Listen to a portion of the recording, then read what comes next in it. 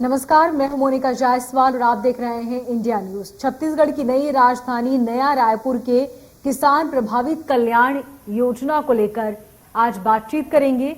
आपको बता दें कि रायपुर की किसान प्रभावित कल्याण समिति का आंदोलन 3 जनवरी से लगातार अब तक सरकार के खिलाफ जारी है।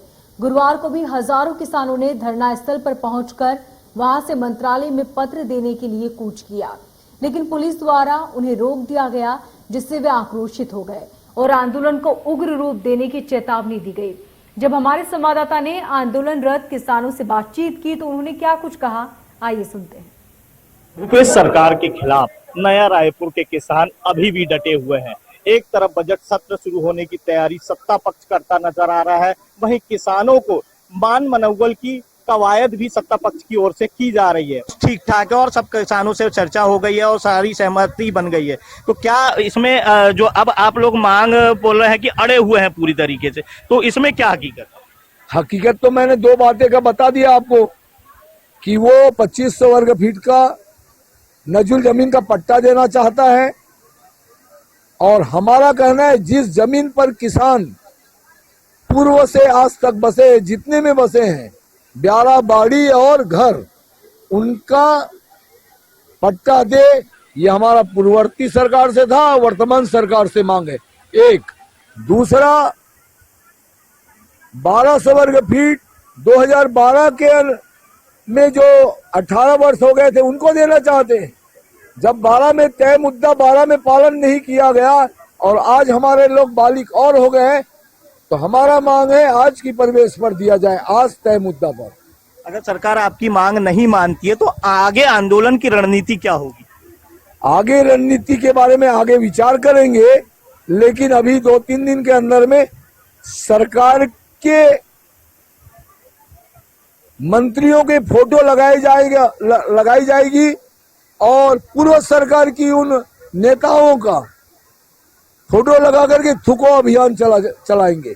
और दूसरी बात, हमारी सरकार से एक मांग है, ये सरकार हमारी मांग को नाजायज ठहराते हैं तो सरकार ये संपूर्ण बसाहट का पट्टा वाले मामला में 2500 फीट देना चाहता है।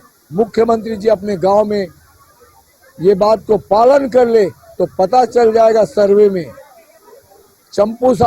ये धनेन्द्र साहू जी अपने निवास अपने गांव में कर ले, तोरला में, और अन्य मंत्री विधायक अपने गांव में कर ले। ये मैं कहता हूं, यदि 2500 फीट में मुख्यमंत्री जी की मकान होगा तो ये समझा जाएगा जी।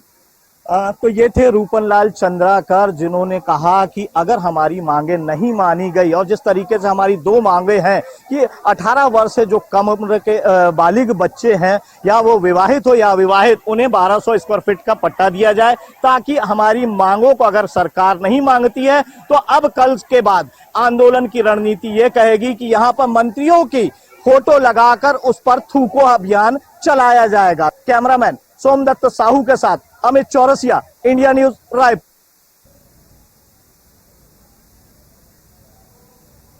और ज्यादा जानकारी के लिए हमारे संवाददाता अमित चौरसिया फोन लाइन पर जुड़ चुके हैं। अमित, जिस तरह आपने किसानों से बातचीत की और किसान अपनी मांगों को लेकर अड़े हुए हैं, इसको लेकर अब जिम्मेदारों का क्या कुछ कहना है?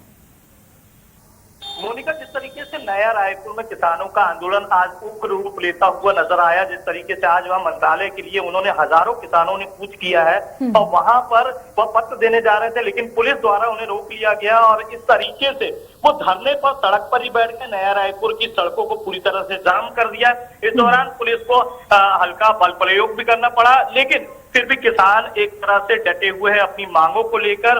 और आज 59 दिन हो गए हैं पूरे, 3 जनवरी से आंदोलन शुरू हुआ है, लेकिन अब तक सरकार मान मनौवल के जितने भी कोर कसर थी वो अब तक सरकार कोशिश कर चुकी है, लेकिन इसके बावजूद किसान मानने को तैयार नजर नहीं आ रहे हैं। और अब 2-3 दिनों के भीतर ही उन्होंने वर्तमान सरकार और तत्कालीन सरकार के सभी नेता और मंत्रियों की फोटो लगाकर थूकने के अभियान की रणनीति बनाई है। मोनिका। अमित, सीएम बघेल खुद कहते हैं कि वो किसान के बेटे हैं और किसान के लिए हितैषी भी हैं। ऐसे में अगर ये आंदोलन की आखिर आवश्यकता ही क्यों पड़ी? क्योंकि सीएम बघेल अक्सर ये कहते हैं कि किसानों के लिए हमेशा खड़ा हूं और किसानों के लिए सबसे पहले खड़ा हूं क्योंकि मैं खुद एक किसान का बेटा हूं। मोनिका, जिस तरीके से अगर बात करेंगे भूपेश सरकार पिछले 3 वर्षों में जिस तरीके से किसानों के समर्थन में खड़ी नजर आ रही है और किसान हितैषी होने का दावा करती नजर आ रही है, तो एक तरह से यहाँ पर वह उसके प्रयास तो किए जा रहे हैं। और यहाँ पर जिस तरीके से किसानों से मंत्री, जो कृषि मंत्री रवींद्र चौबे है, उनकी जो उप समिति है, तो उप समिति ने, मंत्रियों की उप समिति ने चर्चा भी की और 6 मांगों पर अपनी सहमति जताते हुए उसे क्रियान्वित करने के लिए बाकायदा अमल भी शुरू कर दिया गया है। क्योंकि यहाँ पर भी 7 मार्च से 25 मार्च तक बजट सत्र शुरू होने वाला और बजट सत्र के दौरान किसानों का मुद्दा एक बड़ा मुद्दा ना बने और विपक्ष उस मुद्दे को ना भुनाए, इस वजह से ये कोशिश की जा रही है कि किसानों का जो आंदोलन है वो खत्म हो जाए। लेकिन अब तक जिस तरीके से 2 मांगों को लेकर यहाँ किसान खड़े हुए हैं, तो ऐसा लग नहीं रहा है कि वो सरकार के आगे झुकने को तैयार हो। ठीक अमित, बहुत शुक्रिया तमाम जानकारी के लिए। मध्य प्रदेश, छत्तीसगढ़ की हर खबर सीधे आपके मोबाइल फोन पर। अभी सब्सक्राइब करें हमारा चैनल और पाएं पल पल की खबर।